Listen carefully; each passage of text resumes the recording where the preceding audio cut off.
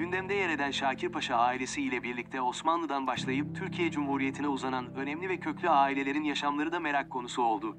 Biz de bu videomuzda kökleri Osmanlı'ya dayanan, genç cumhuriyetin en zengin ailesi konumuna kadar yükselen ve öyküleri Amerika'da Hollywood'a kadar uzandıktan sonra trajik bir sonla biten İpar ailesinden ve yaşadıklarından bahsedelim.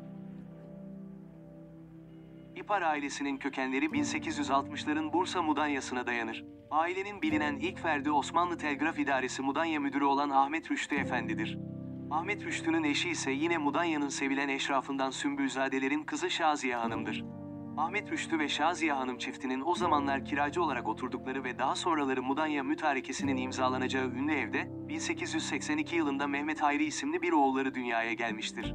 Söz konusu bu ünlü ev ilerleyen yıllarda içindeki eşyasıyla birlikte İparlar tarafından satın alınmış ve müze yapılmak üzere Mudanya Belediyesi'ne armağan edilmiştir. Mehmet Hayri Bey, Harbiye'yi başarıyla bitirerek bir subay olarak Osmanlı ordusuna katılmış ve bu dönemde Darülfünun'un hukuk bölümünü de bitirmiştir. İyi derecede Fransızca bilen Mehmet Hayri Bey, bir sürede Soğukçeşme Askeri Rüştiyesi'nde Fransızca öğretmenliği yapmıştır.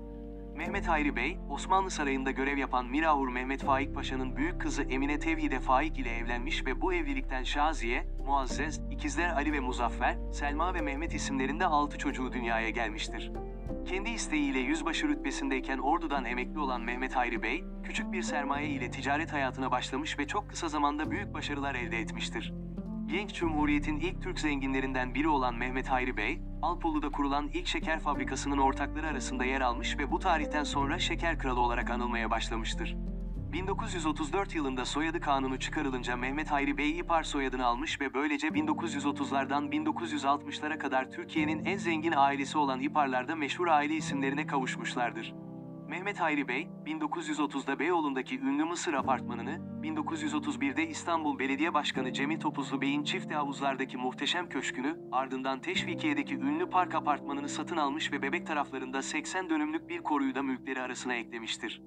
Bu ünlü binalar yanında aile İstanbul ve Bursa'da daha birçok araziye ve mülke sahip olmuştur.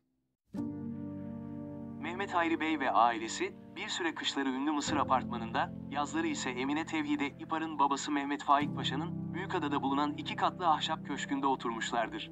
Ayrıca aile dönem dönem çifte havuzlardaki köşk ile park apartmanını da ikamet olarak kullanmıştır.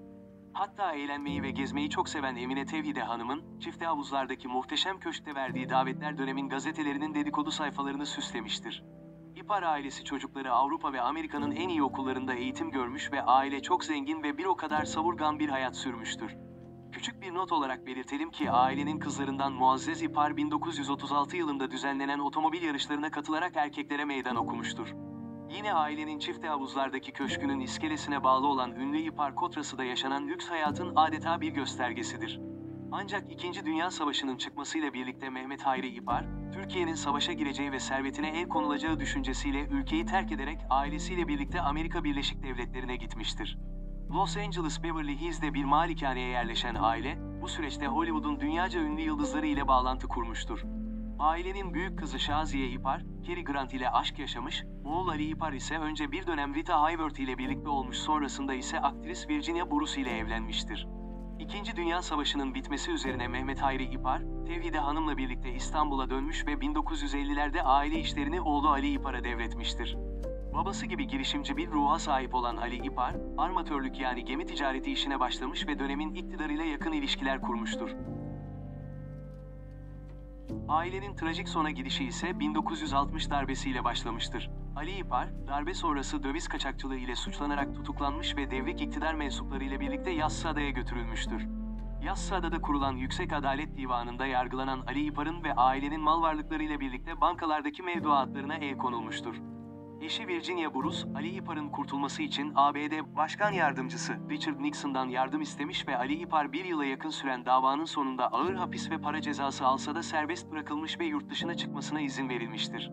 Aileyi derinden sarsan bu olaylar üzerine Mehmet Hayri Bey 1964 yılında hastalanmış ve kalp krizine bağlı olarak 1966 yılında Almanya'da hayatını kaybetmiştir. Ailenin en küçük oğlu Mehmet 1950 yılında intihar ederek hayatına son vermiştir. Şizofreni hastalığı teşhisi olan ailenin kızlarından Muazzez 1972 yılında intihar mı cinayet mi olduğu tartışılan bir olay ile yaşamını yitirmiş ancak dosya intihar vakası olarak kabul edilmiştir. Kısa bir süre sonra hayatını kaybeden ailenin büyük kızı Şaziye'nin de intihar ettiği ileri sürülmüştür. Kızı Selma'nın talebiyle Bakırköy Ruh ve Sinir Hastalıkları Hastanesi'ne yatırılan Tevhide Hanım ise 1984 yılında Balıklı Rum Hastanesi'nde hayata veda etmiştir.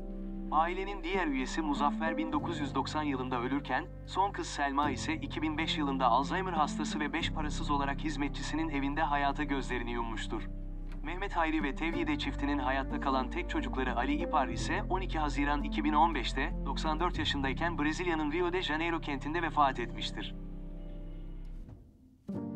Böylece zenginlikleri ve ihtişamlarıyla bir dönem zirveye çıkan ve manşetlerden inmeyen bir aile, beklenmedik ve trajik bir sonla tüm mal varlıklarına ve ülke gündemindeki yerlerine veda etmiştir. Yeni içeriklerimizi anlık ve güncel olarak takip edebilmek için kanalımıza abone olarak bildirimleri açabilir, beğeni ve paylaşım yaparak bizlere destek olabilirsiniz. Yeni içeriklerde buluşana kadar sağlıkla ve mutlulukla kalın.